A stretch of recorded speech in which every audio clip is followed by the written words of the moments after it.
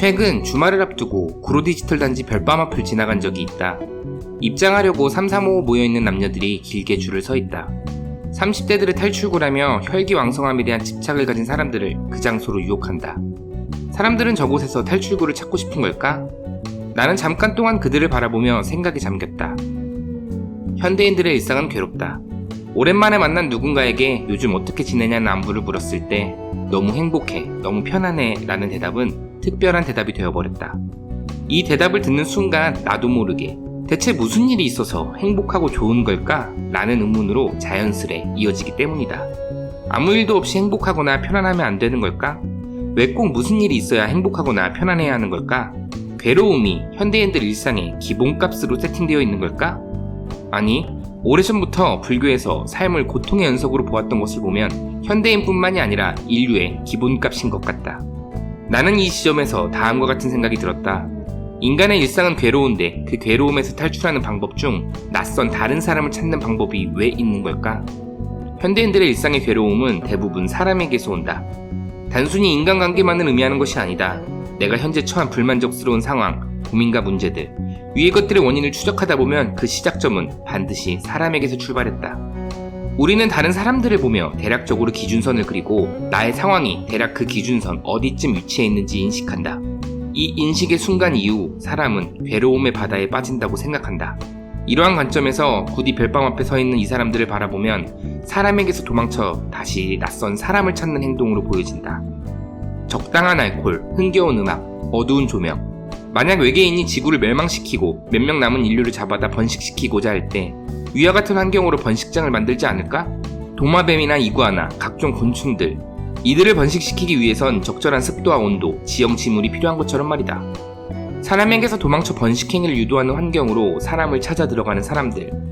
나는 위와 같이 다소 역설적인 행동의 원인을 다음과 같이 생각했다.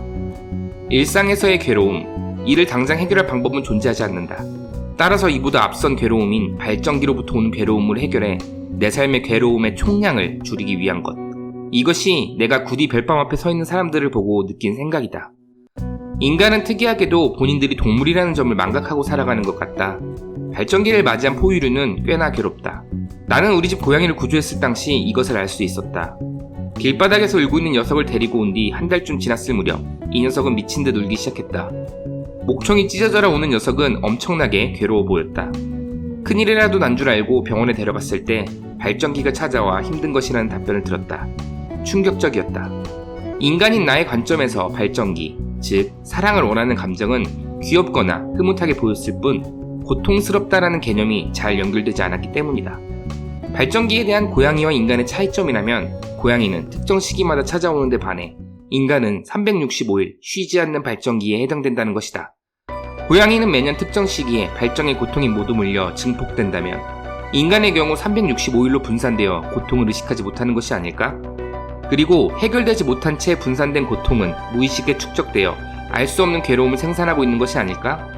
여기서 말하는 해결이란 단순히 삽입을 통한 분출이 아닌 사랑의 감정이라고 생각한다. 즉, 인간의 경우 365일의 발전기를 갖고 있어 365일 내내 사랑을 느끼지 못한다면 고통으로 인해 괴로움을 느끼는 존재인 것이 아닐까? 그렇다면 굳이 별밤에 가는 사람들은 그곳에서 괴로움으로부터의 해방이라는 목적을 달성할 수 있는 걸까? 발전기로부터 오는 괴로움을 해결해 인생의 괴로움 총량을 조금이나마 줄일 수 있을까? 글쎄, 높은 확률로 아닐 것이라 생각한다. 그곳에선 발전기를 끝낼 수 있는 근본적인 해결 방법, 사랑을 느끼긴 어렵다. 삽입과 어루만짐, 껴안음, 입맞춤, 이러한 행위들을 통해 사랑과 유사한 느낌을 느껴 순간적으로 발전기가 끝났다고 스스로를 속일 수는 있을 것이다.